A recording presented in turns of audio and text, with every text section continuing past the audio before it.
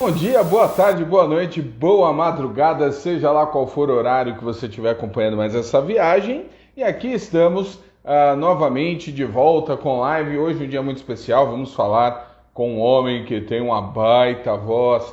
Daqui a pouco estará conosco Caleb, Então, cantor. opa, deu certo. Bom dia! Bom dia, meu irmão. Tudo bem? Tudo bem? É difícil conversar, é difícil falar contigo com esse vozeirão, né? A gente fica até meio constrangido. Nem tanto, nem tanto. Por favor.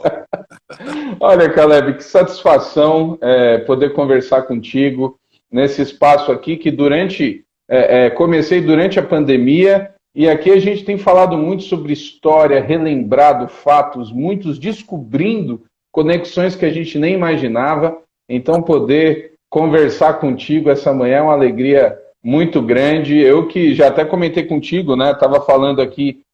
Tá na live também o Claudir. Claudir é o Xuxa, que era técnico no Nova Trilha, nos estúdios da Bom Pastor. Tá aqui, disse que não ia perder essa conversa. E eu lembrando de menino, escutando o teu programa de rádio em São Paulo, rapaz. Então, ó, tem muita história aí para contar, viu? Eu estou vestido agora um dinossauro já.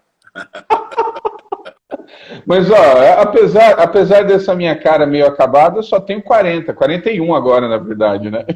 Então, não é assim também. Eu também já tenho uma idadezinha. Eu já estou com 66 anos. Também tenho 40 anos de rádio. 40 anos de ministério.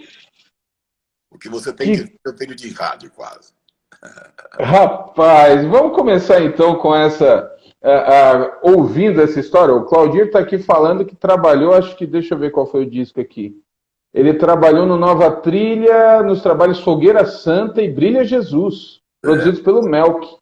O Brilha Jesus é um título e o Fogueira Santa está no Santuário. No Santuário.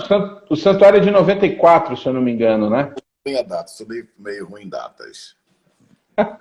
Ó, quem está aqui com a gente também é o Maurício Soares da Sony, está aqui acompanhando, aqui entrou na live. Um abraço, Maurício, gente boa demais.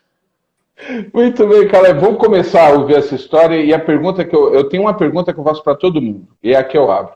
Eu queria saber o seguinte, como é que a música surgiu na sua vida e como é que ela cruzou com o evangelho?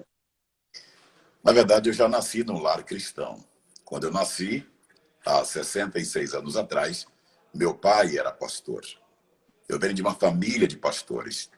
O pai da minha mãe, meu avô materno, foi o primeiro pastor brasileiro da Assembleia de Deus no Brasil. O primeiro pastor brasileiro da Assembleia de Deus no Brasil foi o pai da minha mãe. O pai do meu pai, meu avô paterno, está entre os 6 primeiros pastores consagrados na Assembleia de Deus, pastores brasileiros. Numa época que não tinha convenção, eles foram consagrados por Daniel Berg e Gunnar Ringen, foram pioneiros. Então, quando eu nasci há 66 anos atrás, meu pai já era pastor. Então, eu venho de uma família cristã, de uma família evangélica. Eu sou o caçula de uma série de 6. Os meus irmãos, todos são pastores também. Há 43 anos eu sou pastor. Há 43 anos, né? Pastor da Assembleia de Deus, embora não pastoreie uma igreja. Os meus irmãos não, eles pastoreiam igrejas. Eu não. O meu rebanho é através do rádio. Numa igreja imensa, que há 40 anos eu pastoreio. Uau! Entrou na minha vida. Desde garoto, eu sempre ouvi meus pais formando corais, grupos de louvor na igreja. Meu pai, embora fosse leigo em termos de música, ele sabia divisão de vozes. Ele me incentivou a fazer música. Então, com 5, 6 anos, eu comecei a fazer música. Eu toco pistão, eu toco um pouco de cada, né? Um pouco de teclado, um pouco de bateria, um pouco de violão, de tudo eu toco um pouco. Mas eu comecei na banda de música da Assembleia de Deus com 9 anos de idade, tocando pistão. Mas Que depois, cidade? no estado do Pará, na cidade de Muaná. Meu pai foi pastor em várias cidades do Pará. Ele fundou trabalhos em Muaná, por exemplo, foi fundado por ele. Cidades como Salinópolis, que é um balneário fantástico, cidade de Salinas, aonde o pai dele fundou a igreja e ele foi pastor por 17 anos, aonde o Senhor o levou nessa cidade de Salinas, né? Então, a música ela vem cruzando a minha vida há muito tempo. Agora, eu nunca me vi gravando, não tinha a menor ideia de gravar um disco, eu não cantava solo, eu formei coral a partir de 15 anos, coral nas igrejas, eu regia, mas não me via cantando, cantei em quarteto, cantei em coral, cantei em tudo que você puder imaginar. Com 18 anos, eu fui para o seminário da Assembleia de Deus em Pindamonhangaba, o IBAD. Com 14 anos, em 1974. Lá eu me dediquei um pouco mais à música, então eu fazia parte do coral, fiz parte de tudo. Agora, cantar sozinho eu era muito tímido. Até hoje ainda sou um pouco tímido. Mas a minha alegria sempre foi fazer rádio, e eu tinha uma vontade imensa de fazer rádio. E o rádio é que me levou para a música no sentido de solo, de gravar o meu primeiro disco. O sucesso do meu programa na Rádio Marumbi de Florianópolis, na década de 80, nessa época não tinha Google, não tinha nada, então as pessoas queriam saber quem era o dono da voz, quem era o Caleb. E aí a gravadora Califórnia teve a ideia de gravar salmos com o Caleb, numa época em que Cid Moreira nem pensava em gravar salmos. Aí chegou no ouvido do dono da gravadora que eu era afinado. Ele disse, não, o Caleb é afinado, rapaz. E eu mandei umas 2 músicas no cassete e já na sequência gravamos. Você tem uma ideia? O roteiro musical do meu primeiro disco, eu fiz por telefone. Eu falei, olha, essa aqui é Mi, essa aqui é Fá, e fui cantando e passando para o rapaz as músicas. Você tem uma ideia? Aí depois Nossa, fui para mas, São Paulo. ô Caleb, mas você estava no seminário em Pindamonhangaba e foi trabalhar na rádio em Floripa? Eu calculei. Em 74 eu fiz o seminário. Em 83 para 84, eu ingressei na Rádio Gospel, na Rádio Marumbi de Florianópolis. Por quê? Quando eu casei com uma catarinense. Então, em 81, eu casei com a Ruth, uma catarinense de Itajaí. Fui para o Pará, onde eu era evangelista e pastoreava junto com um pastor. Eu era auxiliar de um pastor no Pará. Quando eu voltei em 83 para Santa Catarina para visitar meu sogro, minha sogra, e trazer minha filha, Késia, minha primeira filha, com 6 para 7 meses, foi quando eu conheci o Matheus Jensen. O Matheus Jensen me conheceu e ele precisava de um locutor que também gerenciasse a rádio, ou um gerente que também fosse locutor. E a vontade que eu tinha de fazer rádio era imensa. Foi aí que eu entrei na Rádio Marumbi e fazia o programa da Califórnia às 13 horas, 1 da tarde, programa Encontro com o Senhor. Esse programa fez um sucesso tremendo e a partir daí eu gravei em 84 e foi lançado o meu primeiro disco, em 84. E de lá para cá não parei mais, venho gravando. Se bem que eu me dedico mais ao rádio do que necessariamente à música. O rádio eu estou há 40 anos ininterruptamente no rádio. A música eu gravo uma média, se você quiser, eu gravei 13 álbuns. Então, em quase 39 para 40 anos, foram poucas gravações que eu fiz. Uma média de quase um disco a cada 5 anos, em média, né? Principalmente, os últimos 18 anos eu diminuí um pouco, pisei no freio, me dedico mais ao rádio do que à música em termos de gravação. E aí a gente vai levando, mesmo com esses 12 ou 13 títulos, nós conseguimos emplacar com alguns clássicos como Santuário, Brilha Jesus, Fogueira Santa. A gente vai falar dele. Tantos outros. Maior que tu não há ninguém, maior que o grão de areia, vemos a pedra. E aí vai, tantos outros clássicos que ao longo desses quase 40 anos nós gravamos. Incrível. O Maurício está colocando aqui a respeito de que a gente ouve essas histórias e você está comentando que a sua família ela está na origem do próprio trabalho da Assembleia de Deus no Brasil, né? E você andou ali pelo Pará, pelo norte do Brasil, e nessas áreas a gente tem falado muito de como as coisas foram começando, inclusive no cenário musical. Mas a gente acabou falando um pouco da rádio. Quando você começa com a rádio ali, a Rádio Marumbi, quais eram as suas referências de rádio evangélica? Qual que era o cenário das rádios, de um modo geral, no Brasil? Você que literalmente andou do norte ao sul, como é que era essa questão quando você começou? Eu nasci no estado do Pará. Então, eu, quando era garoto, eu era muito ligado ao rádio, gostava muito, porque quando eu nasci, meu pai fez comigo o que fizera com todos os filhos.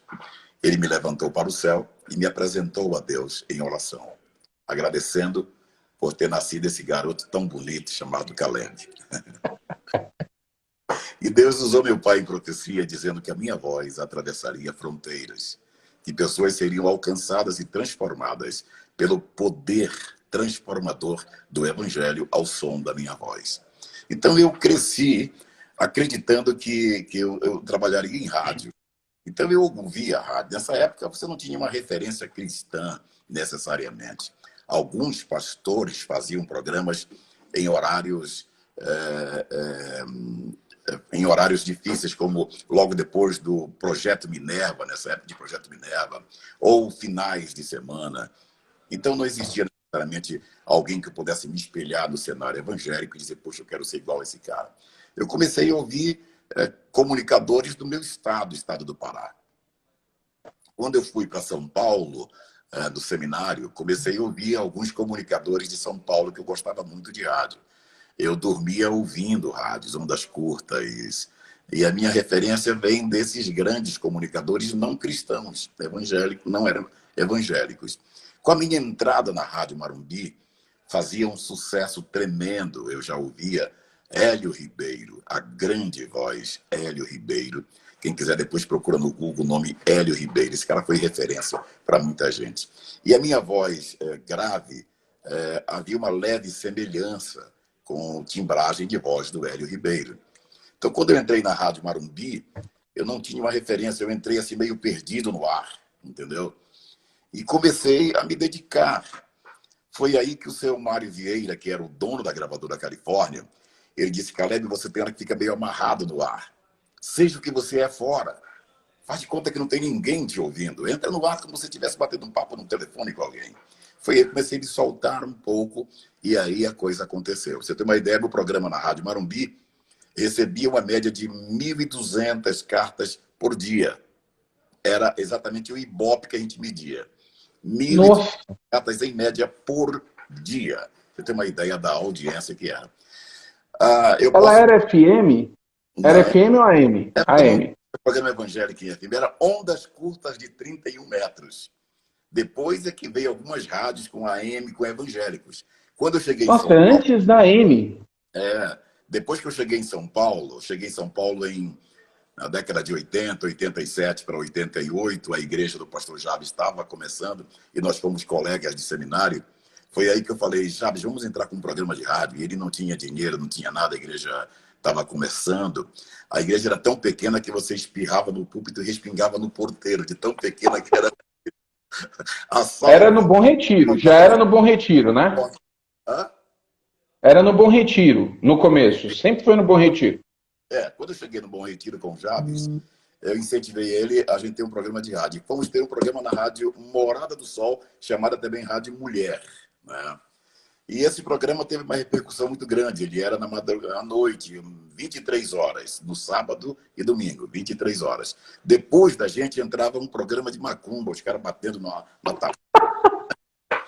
Aí eu comecei, o diretor, o dono da rádio, me ofereceu um horário para que eu fizesse aos sábados, devido à audiência tremenda. Então, eu fiz o sábado do meio-dia às 5 da tarde. Foi uma audiência extraordinária. A partir daí, nós começamos a pegar praticamente horários nobres dentro da rádio AM.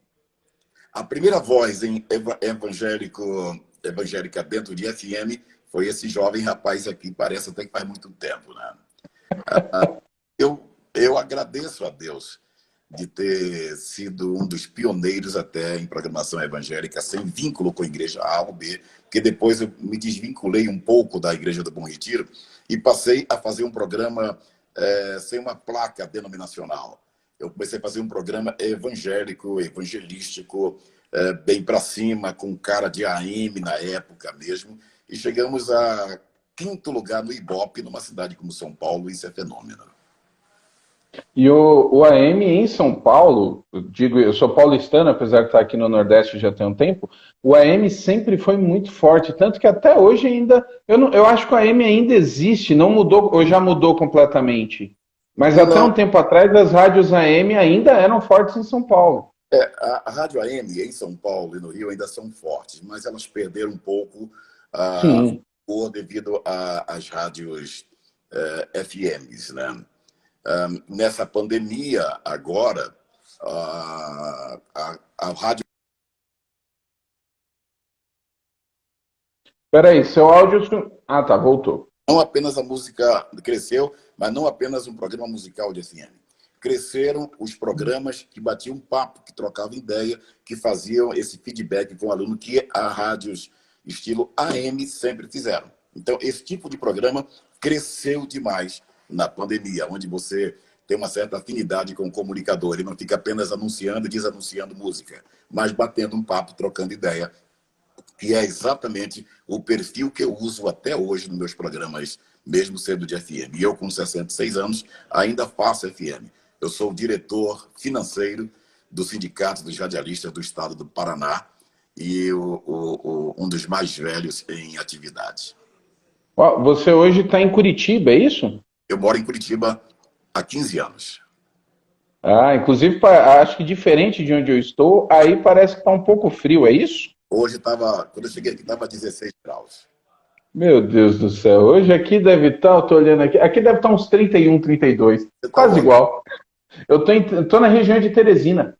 Ah, e é quente, muito quente. Ixi, demais. Que coisa. É? Está no Piauí?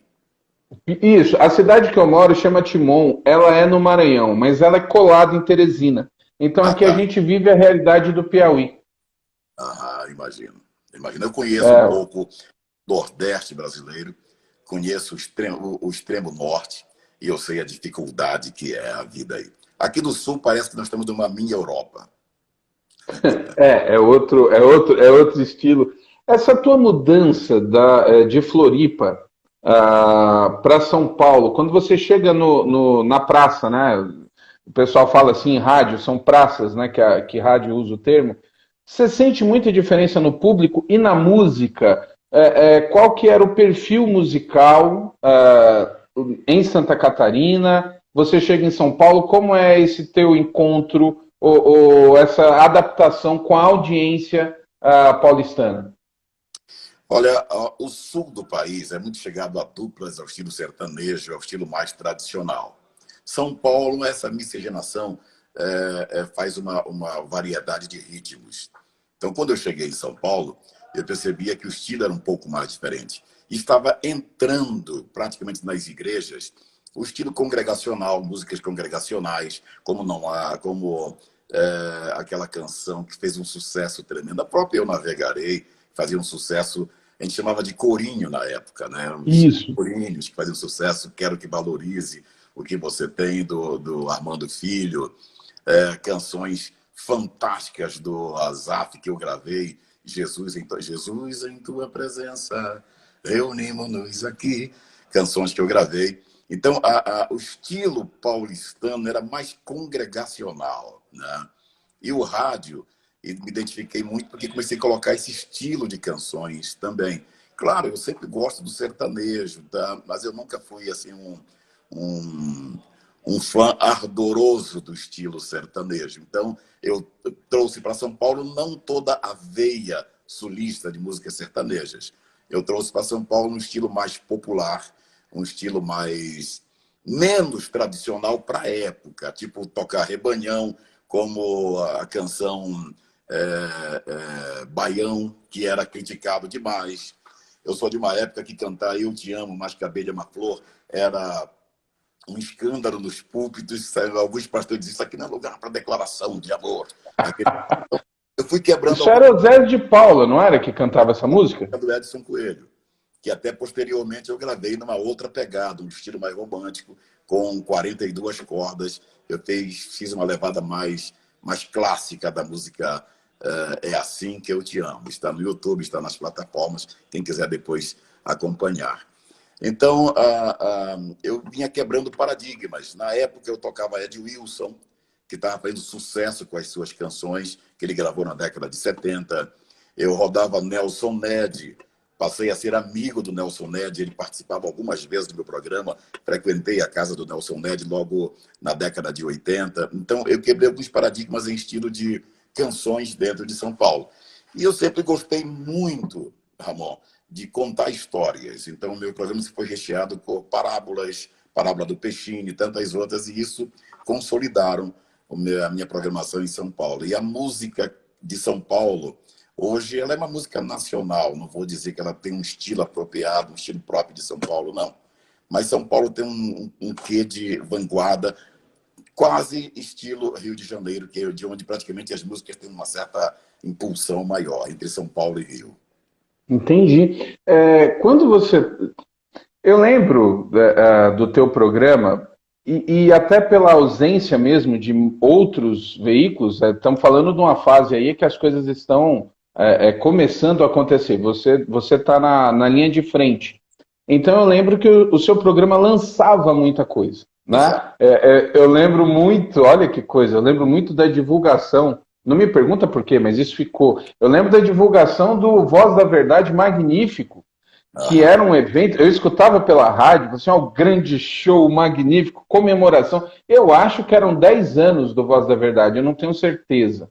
Mas era algo assim, né? E eu lembro muito dessa questão no teu programa lançando. Você consegue lembrar cantores que você trouxe, ou que não tocavam em São Paulo, que você traz do Sul? O Osés de Paula já tinha, quando você começa, o Sem Ovelhas já tinha estourado? Já. Sem Ovelhas foi Já tinha. década de 70. Tá. Tem alguém que você lembra assim que em São Paulo não tinha tanta entrada, mas que a partir do teu programa foi acontecendo em São Paulo? Claro, eu me lembro o Voz da Verdade, eu já divulgava desde a época da Rádio Marumbi de Florianópolis. Voz da Verdade fez muito sucesso, eu rodava muito e tinha uma afinidade, tem até hoje uma afinidade com os componentes, o Carlos Alberto Moisés, o Luiz, o pastor Fuad Moisés, que era o pai de todos lá, meu amigo, meu irmão. E eu divulgava não apenas porque queria a divulgação em si, mas eu gostava deles em si. Quando eu tinha uma afinidade com um cantor, eu procurava dar um quê a mais de disc jockey para aquele cantor. Então, o locutor, ele pode se dar o luxo de dizer o seguinte: porque eu gosto de você, tenho carinho por você, Ramon. E quando eu vou anunciar a tua música, eu não apenas anuncio, você acabou de ouvir o Ramon cantando música X. Não. Eu faço menção do Ramon de um jeito mais carinhoso. Sabe, meu abraço para o Ramon, que está lá no Piauí, gente querida demais. Ramon, meu abraço. Tá? Você puxa um pouco do carinho que a tua audiência tem por você e transfere para o Ramon, transfere para o artista. Esse é um trabalho do disc jockey da minha época. Então, eu me lembro de sucessos como Andréa Fontes, João Viu. Eu fui o primeiro a rodar em São Paulo e foi uma explosão. João Viu, Andréa Fontes cantando. Comecei a rodar. Puxa, a cabeça do velho aqui não lembro. Voz da Verdade mesmo, de uma mais direta. Me lembro de Adilson Lopes com Paz do Vale. Me lembro já um pouco mais recente, Noemi Nonato, Paulo André, que é um estilo mais irreverente, de músicas nordestinas, né? Aquele rapaz que eu não lembro o nome, não sei o que, Góes. Como é que é o nome dele, rapaz? Marcos Góes? Marcos Góes, né? Isso. Eu rodei muito discos do Marcos Góes, o estilo dele. Grupo antes do Elo, que era o grupo Logos. Aliás, o Elo, contrário. Depois o Isso. Eu não lembro, eu não vou te dizer o nome total de todos, que eu não lembro, mas foram muitas pessoas que passaram pela minha mão em termos de divulgação, de demonstrar carinho. Matos Nascimento. A Chile Carvalhais já tinha nome, mas sempre tive um carinho pela Chile. A cantora que explodiu no mercado com muito louvor, como é o nome dela? Cassiane. Cassiane. Eu rodava Cassiane como quem estava rodando uma filha. Eu tinha um carinho muito grande. Até hoje tenho um carinho muito grande por ela, pelo Jairinho. Esses cantores que passaram pela minha vida e que, de alguma forma, eu passei pela vida deles também. Até hoje temos o Álvaro Tito, Marquinhos Gomes. Poxa, são cantores que passaram pela minha mão e sem cobrar um centavo, eu rodava com carinho, com afeto, com amor, que eu tinha meus patrocinadores, então eu tinha um prazer muito grande de rodá-los. Você tinha liberdade da escolha do repertório do programa. Os programas eram meus, eu arrendava os horários. Eu não era funcionário da rádio, não tinha rádio evangélica, não. Eu comprava os horários a peso de ouro. Na época eu pagava em dólar, mas eu tinha loja, eu cheguei a ter 5 lojas de discos em São Paulo, então essas minhas próprias lojas patrocinavam, além de outros patrocinadores que eu tinha. Tinha alguns cantores que me abençoavam com CDs, com discos, com valor mensal, mas tinha aquela imposição de dizer X por mês para eu rodar, o famoso jabá. Eu rodava mais por carinho, por afeto, porque gostava, e os meus patrocinadores sempre me deram uma certa condição maravilhosa. Depois começaram a surgir as megas igrejas, que começaram a arrendar horários e inflacionaram demais o mercado. Então, os donos devem ter um programa é muito bom, tem muita audiência, é maravilhosa, mas o cara está dando 5 vezes mais do que o teu cacau. E eu comecei a perder espaço para as megas igrejas que começaram a comprar. Aí ficou inviável. Hoje, você tem um programa de rádio em São Paulo, você vai gastar aí mais de 50 mil por mês em 1 hora. Só igrejas para poder bancar isso. Ou então alguém que põe no ar e fica pedindo oferta de 5 minutos. Ou o tempo todo pedindo oferta. Aí descaracteriza um pouco o rádio em si. Hoje, eu percebo, surgiram rádios em São Paulo, mas não surgiram comunicadores em São Paulo. Verdade, olha só. A pena. Que coisa, você contando todo esse cenário. A gente vai falar um pouco mais da questão do meio de rádio, mas uma curiosidade. Você é um cantor, eu costumo falar aqui, né, que tem essa questão da voz. E tinham na década de 70, você tem aqueles cantores, por exemplo, em São Paulo você tinha o Edgar Martins, o próprio Luiz de Carvalho, o Vitorino, que é mais naquela linha, o tenor mesmo, aquele estilão da voz. Como é que o pastor Antônio França, que faleceu esse ano, inclusive, que também tinha um vozeirão, como é que era, assim, você tinha relação com esses cantores, gravou com mais alguém nessa linha, assim, das grandes vozes? Como é que você disse que era tímido no começo, mas quando você começa a cantar, você tem essa questão da voz. Como é que era isso? Rapaz, eu não era tímido, eu continuo sendo. O tímido, ele administra a timidez, mas ele continua sendo tímido, né? Como eu te falei, eu comecei no rádio e eu não gostava de cantar solo, eu não gostava. Nunca me identifiquei como cantor. Foi a força da gravadora Califórnia que resolveu fazer eu gravar.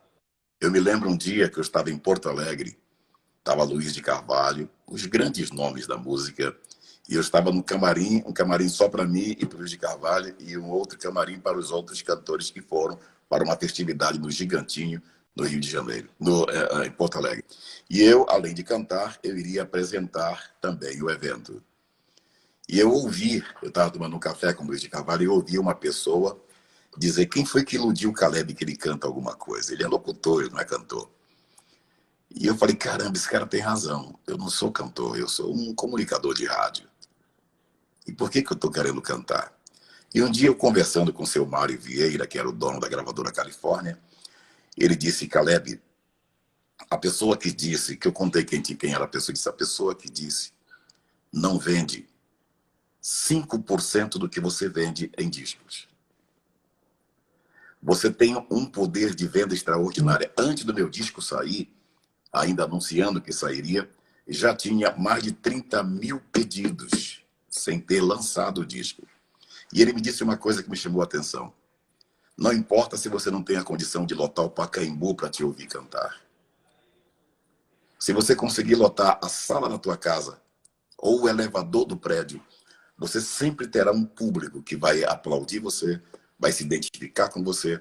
E é aí a importância de você ser um canal de bênção para este público.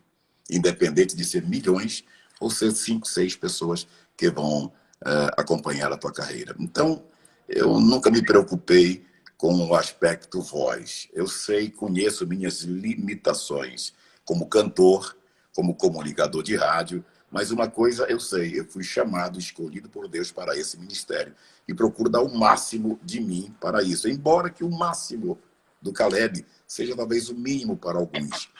Deus me conhece por dentro, sabe que eu estou no teto, eu estou no meu limite no que diz respeito à canção e ao próprio rádio. Então, veja bem, um dia eu estava indo de ônibus leito de Curitiba para Florianópolis. Eu gerenciava nessa época a Rádio Marumbi de Florianópolis, como eu te falei. E eu sonhei que eu estava numa igreja, eu no ônibus leito, indo de Curitiba para Florianópolis, numa madrugada fria do mês de julho. Não esqueço disso.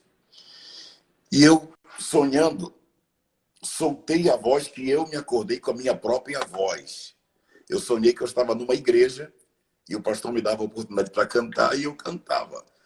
E eu comecei a cantar na igreja e eu me acordei com a minha voz dentro de um ônibus leito, com curitibanos dentro, que o curitibano ele é arredio, ele quase não conversa, bem quieto.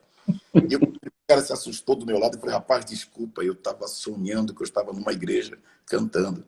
E ele pegou o fio da meada do hino que eu estava cantando e falou, esse hino eu ouvia quando eu frequentava a igreja batista. Só que faz 18 anos que eu saí da igreja, eu me desentendi com o maestro do coral, fiquei triste, me afastei, faz 18 anos que eu não piso na igreja.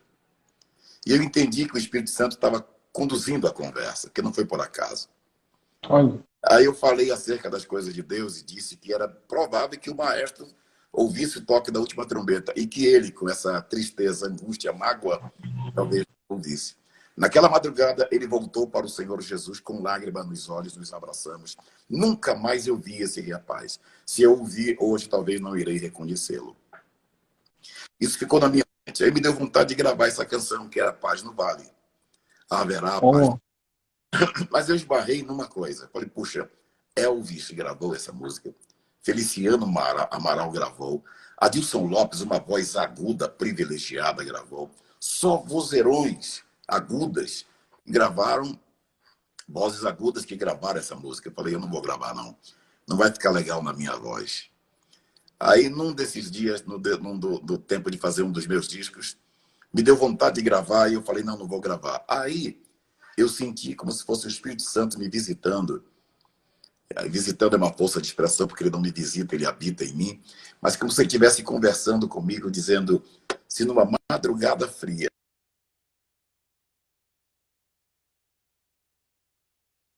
a canção trouxe alguém de volta para o redil, imagine na posteridade quantos, através da tua voz, irão se encontrar e voltar ou ter um encontro real com Deus. Baseado exatamente nesta palavra no meu coração, eu resolvi gravar Paz no Vale, que é uma música extraordinária. E muitas pessoas já tiveram um encontro com o Senhor através dessa canção. Tem pessoas que nunca ouviram com Elvis, tem pessoas que ouviram com Luiz de Carvalho, com Feliciano, com inúmeros cantores que gravaram. Ouviram comigo e se identificaram. Então, eu sempre soube da limitação. A minha voz, para mim, Ramon, o ideal seria cantar lá embaixo, grave mesmo, que é a minha praia, aonde eu fico tranquilo. Mas a voz grave demais no Brasil não é comercial. Não é comercial. Então, eu procuro cantar o mais agudo que eu consigo para poder executar minhas canções em termos de ter aceitação, em termos de venda e coisa parecida. Então, a praia que eu canto não é essa praia. A praia que me dá mais conforto é lá embaixo, grave mesmo. Mas procuro cantar o mais agudo possível e procuro colocar um pouco mais suavidade na voz e não tanto bem. Né? Procuro dar mais suavidade para ficar um pouco mais gostoso de ouvir. E graças a Deus, ao longo dos anos, identificam com o meu estilo de voz, graças a Deus. Uau! Você comentou já algumas vezes sobre a Califórnia, a gravadora, que é a tua gravadora no início, né, da tua carreira em termos de gravação. Como é que você via, como é que era a relação, você com um programa de sucesso, com as outras gravadoras, assim, e estamos falando aí de algo antes da mudança. O mercado vai ter algumas mudanças muito intensas. Mas a gente está falando ali dos anos 80, chegando nos anos 90. Como é que era essa relação com as gravadoras da época? Olha, quando a gravadora Califórnia resolveu gravar Caleb, eu fazia um programa que era específico da gravadora Califórnia. Mesmo gerente de Marumbi, eu não rodava. Nessa época, os programas eram gravados, as gravadoras tinham seus comunicadores, que já me mandavam programas prontos, e o programa ao vivo, praticamente, era o meu e do Matheus Iens, que ele fazia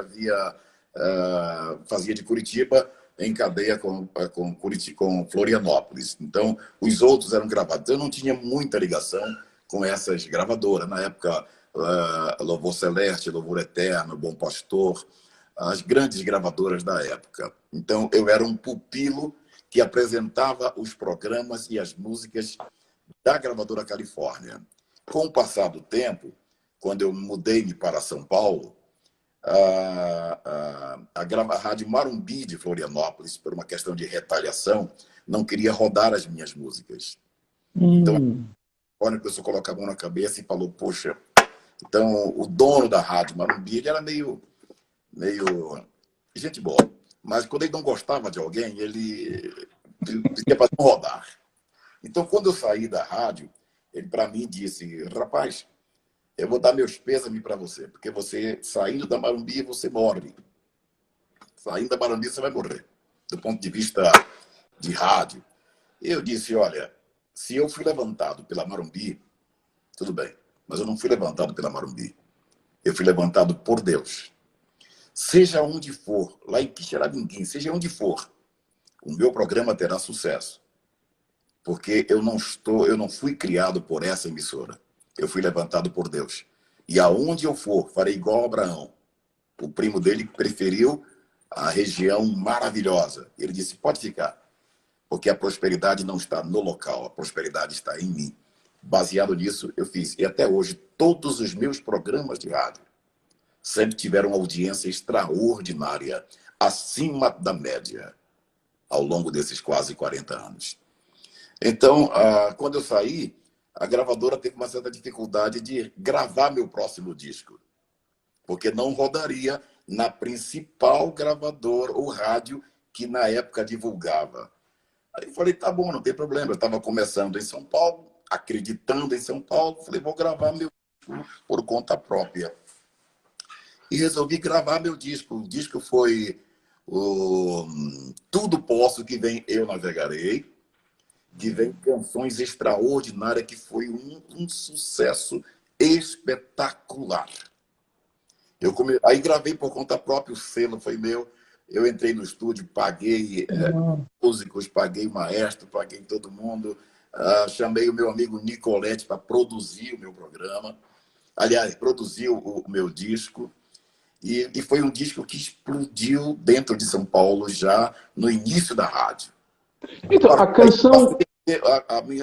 O meu próprio selo. Não mais me liguei a gravadora nenhuma. E passei Entendi. o próprio disco, eu tinha minhas lojas, distribuía precariamente, mas sobrevivi à tempestade de uma rádio que não queria que rodasse o Caleb. A canção Eu Navegarei, ela tinha sido gravada antes ou ela estoura com você? Não, essa música Eu Navegarei, eu gravei... Rapaz, fazia alguns meses, acho que fazia 2 ou 3 meses que o Azaf havia gravado. Uns 2 meses. Mas a explosão dentro de São Paulo foi com o Caleb, a música. Foi contigo. Uhum. Que coisa! Você falando de todas essas questões, eu lembro muito da Califórnia. Eu até hoje não sei, naquela época que eu escutava o teu programa, era você na rádio e tinha o programa na TV do Carlos Apolinário. que era um programa na Band, que passava na Band em São Paulo, e muita gente da Bom Pastor e da Califórnia lançava ali, né? Aparecia no programa da TV. Então eu lembro de alguns cantores, olha só, eu lembro do grupo Chama Viva, que, Havia. que passava na TV, e você, inclusive, eles gravaram a música do Jimmy Swaggart, Jesus, e você gravou também. Essa música então, é do Voz da Verdade. A versão é do Voz da Verdade. E eu gravei também o Jesus, que veio no CD, no disco que eu acabei de falar, que vem Eu Navegarei, etc e tal. Aí vem a música, o hino Jesus, que foi outra explosão de venda também, graças a Deus. No cenário da minha discografia, o disco que ele saiu e explodiu mesmo foi o Santuário. O Santuário foi uma explosão extraordinária. Eu quase não vencia fazer discos na É época. mesmo. A música Santuário, ela é do Isaías Mendes? Não, ela é uma versão. Isaías foi o primeiro a gravar no Rio. Ah, ok. É uma versão do Rick Bonfim, é uma música americana, não lembro o nome do autor, mas o Rick Bonfim que detém os direitos para a América Latina. E foi Ah, tá certo. o Rick Bonfim que me apresentou essa canção. Eu não conhecia essa canção com Isaías Mendes. Eu conheci essa canção com o Rick Bonfim, que é o que detém os direitos de tradução para a América Latina, para o português. Ah, tá, porque nessa época eu lembro bem, enfim, tinha um grupo, né? Era uma época em que a gente ouvia as coisas, tinha rádio, você na rádio, e na TV tinha o Carlos Apolinário. O Isaías Mendes era muito ligado, junto com o pastor Paulo César Brito, ao programa do Silas Malafaia na época, que era Espaço Renascer. A gente tá falando final dos anos 80, começo dos anos 90, né? E vai lembrando disso aqui tudo. O Maurício está perguntando sobre os teus trabalhos, os teus discos, eles estão nas plataformas. Você acompanha música pelas plataformas digitais atualmente? Rapaz, Ramon, eu sou meio analfabete. Estou tentando me aprimorar, mas eu sou. Agora que elas estão subindo. O que está na plataforma não é necessariamente colocada por mim. Não. Agora que eu estou trabalhando para direcionar, então, para mim. Né? Eu não recebo ainda nada pelo que está lá. Eu nunca publiquei nada meu nas plataformas de stream, nem tampouco em YouTube, etc. e tal. Agora é que está havendo um trabalho mais rigoroso. Mas hoje, se alguém adquirir algum material meu, cara, como é que eu faço para adquirir teu material hoje? Acesse a minha rede, a minha loja virtual, que é www.cantorcaleb.com.br. Lembrando que é o Caleb com K. www.cantorcaleb.com.br. Lá eu tenho um pendrive com toda a minha discografia. Um pendrive só de playback e um outro pendrive só de músicas cantadas por mim. E ainda tenho um outro produto que é Palavras que Transmitem Vida. São crônicas, bate-papo de 2 minutos, 1 minuto e meio, no máximo 3 minutos, que eu coloco em programas de rádio. Então tem exclusivo 100 palavras que transmitem vida. São 100 palavras dessas. Você se acostumou a consumir música pelos streams? Você usa alguma plataforma? Tipo assim, não, eu escuto Spotify, eu escuto Deezer. Você se acostumou com isso? Eu escuto Deezer. No Spotify eu devo ter ali, eu acho que uns 11 mil seguidores mês no Spotify. Eu tenho, inclusive, no Spotify, comecei agora, faz poucos dias, eu comecei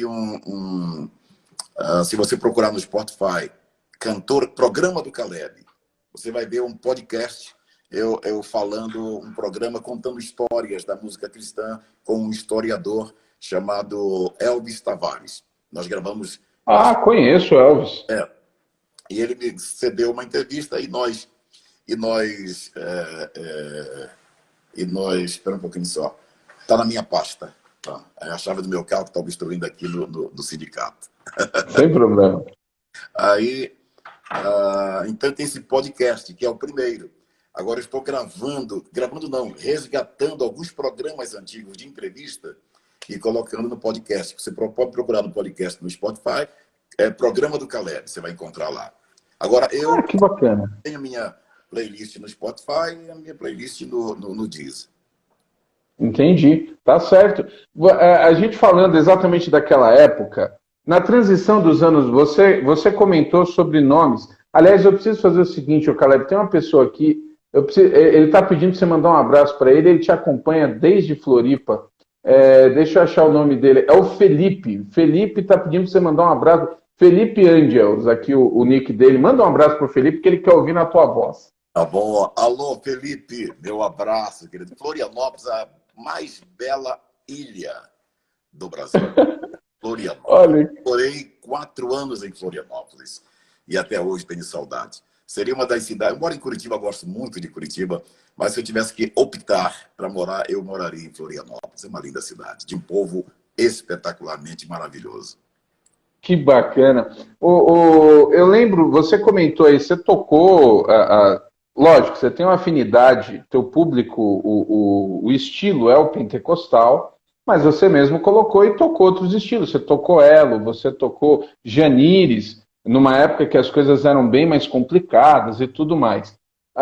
No final dos anos 80, eu lembro muito, e começo dos anos 90, por exemplo, você estava ligado ali na época ao Bom Retiro.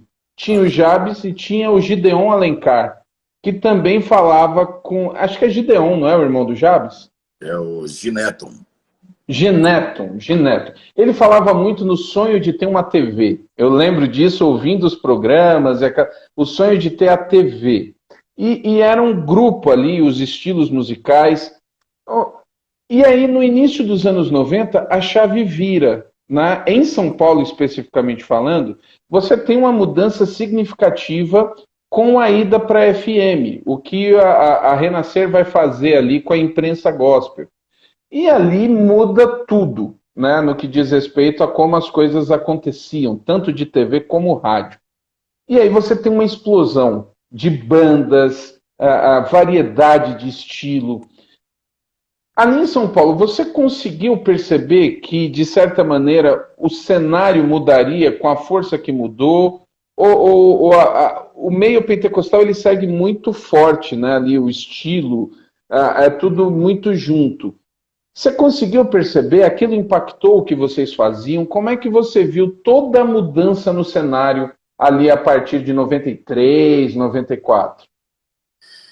Olha, apesar de eu ser pentecostal, no meu programa de rádio eu não seguia 100% a linha pentecostal. Eu tentava, no geral, então eu não fazia um programa exclusivo para um público pentecostal.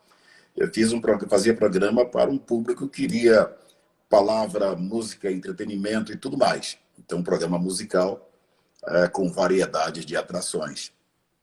Quando o Estevão pegou a Rádio Imprensa, eu já tinha programa na Rádio Imprensa. Eu fazia das 10 à meia-noite na Rádio Imprensa. Fui o primeiro a ter o programa na Rádio Imprensa. Quando eu conversei com a Matilde, que é até hoje a gerente da imprensa, eu estava articulando com ela o arrendamento. Foi quando entrou o Estevão e, óbvio, não dá para competir com o Bill Gates da época. Né? Não dá para competir com o Bill Gates da época. Então, eu findei saindo do meu horário e entrou, então, a programação do Estevão. E o Estevão sempre teve um estilo bem de vanguarda. Né? Ele seguia bandas que vinham quebrando paradigmas. Então, a rádio ela tem uma influência muito grande no conceito musical das igrejas. Se você tem uma rádio onde ela roda estilo tradicional, obviamente a reverberação será tradicional nas igrejas. O Estevão ele quebra alguns paradigmas, colocando músicas na época não tradicionais, colocando o Rebanhão, colocando na época o próprio Kadosh e outros. Um segmento um pouco mais restrito a uma aldeia menor, né? Mas a música cristã pentecostal nunca perdeu a sua pujança. Sempre foi muito forte dentro das igrejas.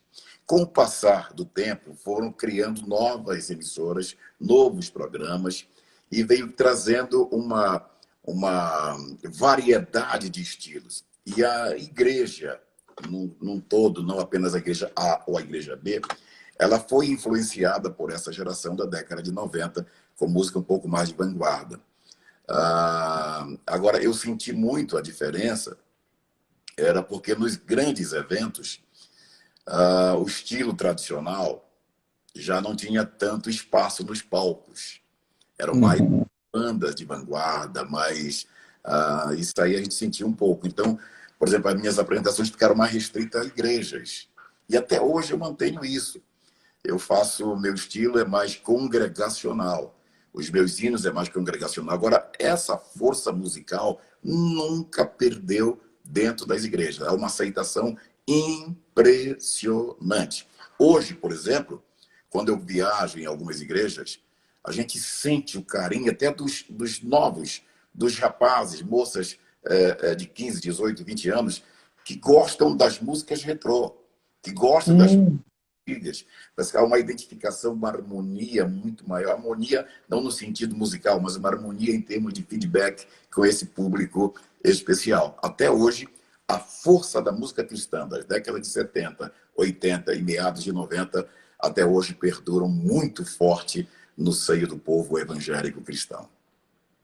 Ok. Você comentou aí sobre o santuário, mas eu lembro, inclusive aqui o Claudir, alguns lembraram, você tem uma versão da música Deus do Impossível muito conhecida também, né? Eu acho que você grava essa música essa música é da Audacélia. Audacélia, exatamente, é.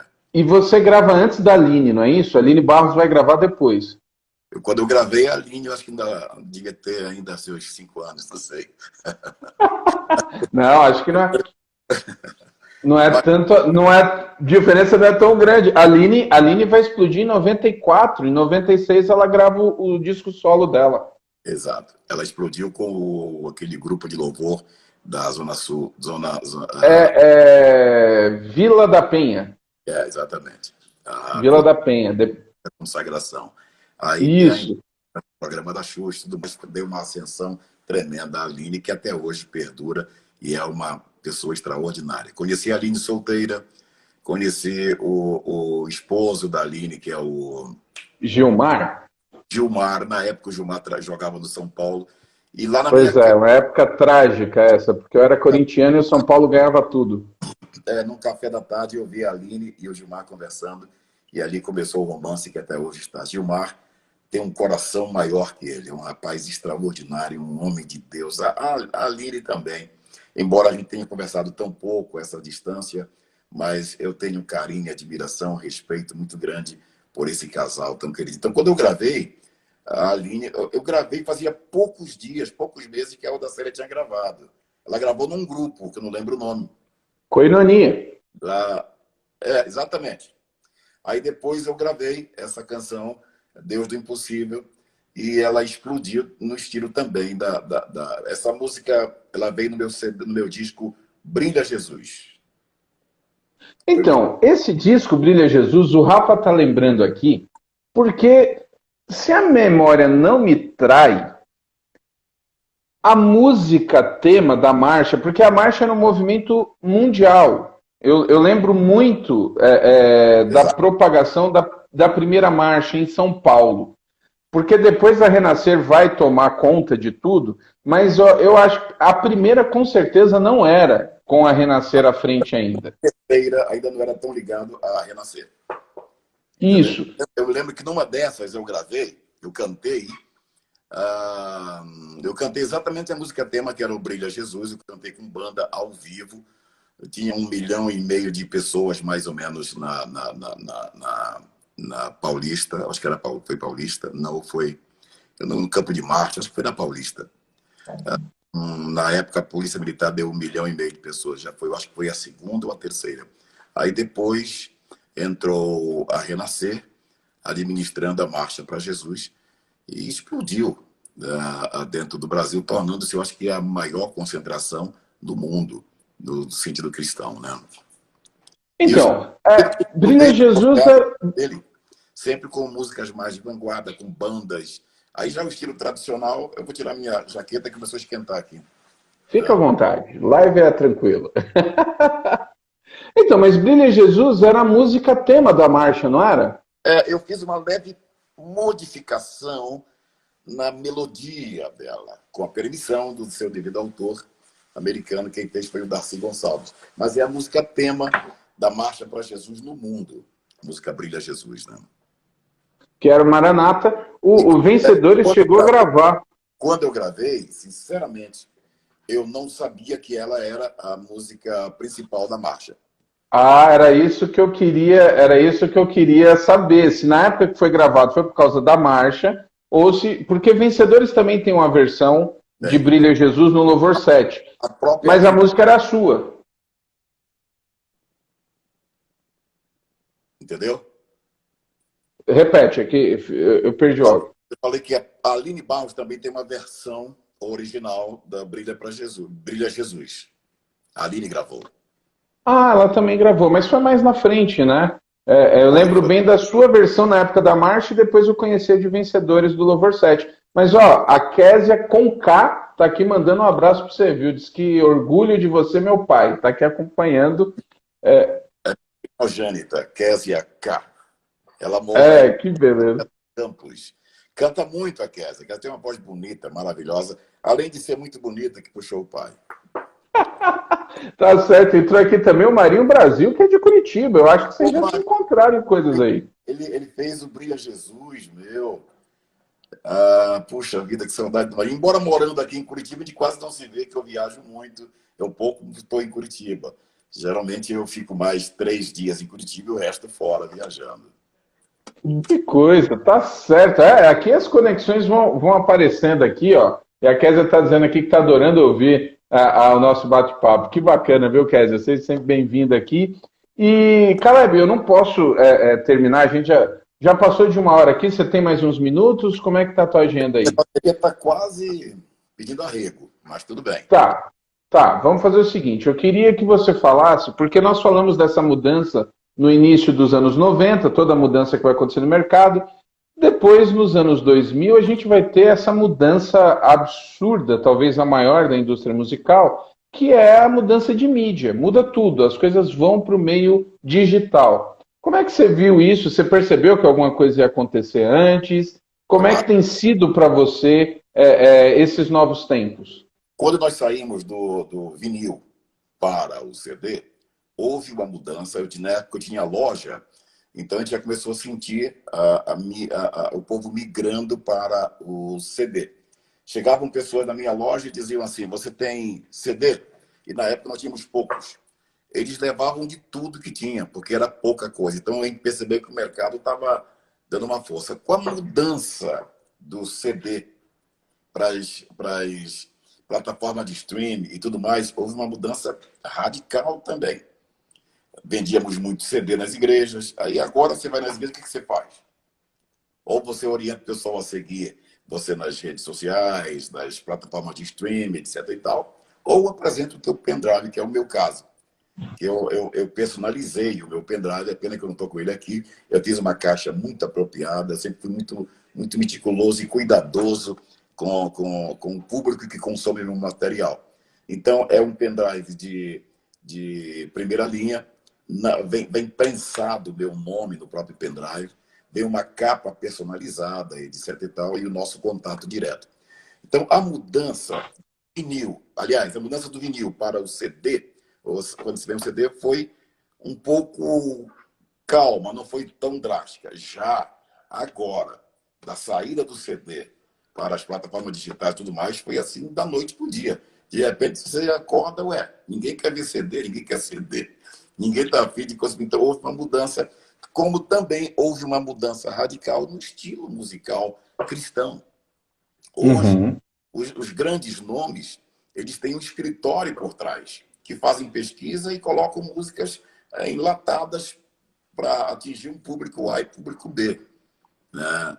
E isso, sem não tomar um cuidado, pode ser levado para um lado que possa trazer algum tipo de, talvez, de falta de pureza da música cristã. Não estou falando em estilo, não estou falando... Eu estou me referindo à qualidade musical em si e qualidade de letra. Se você pegar canções da década de 80, você vai ver coisas primorosas de Vencedores por Cristo, de grandes nomes da música cristã. E hoje você vê certas canções não digo que depõem, mas você vê que são canções puramente mercantilistas, sabe, para ser consumidas, como você pega alguma coisa, coloca no micro-ondas e consumiu.